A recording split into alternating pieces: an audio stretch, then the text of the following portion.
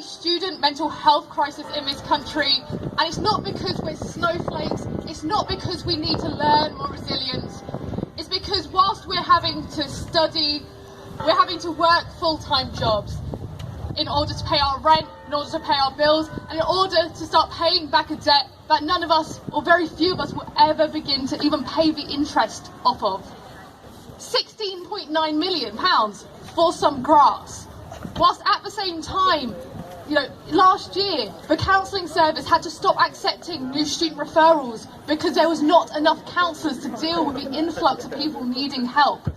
At the same time, there are buildings on this campus that whilst I was here, I could not get into my lectures because they were not accessible. And rather than spending that money on making these buildings accessible so disabled students can get to class, instead of spending that money on redesigning the curriculum so that black and ethnic minority students actually see themselves reflected in the curriculum and don't just hear racism all the time, rather than spending that money on the counselling services, no.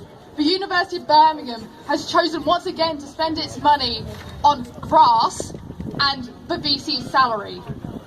Our Vice-Chancellor sat on was a chair of the Brown Review, the review which put tuition fees up to £9,000.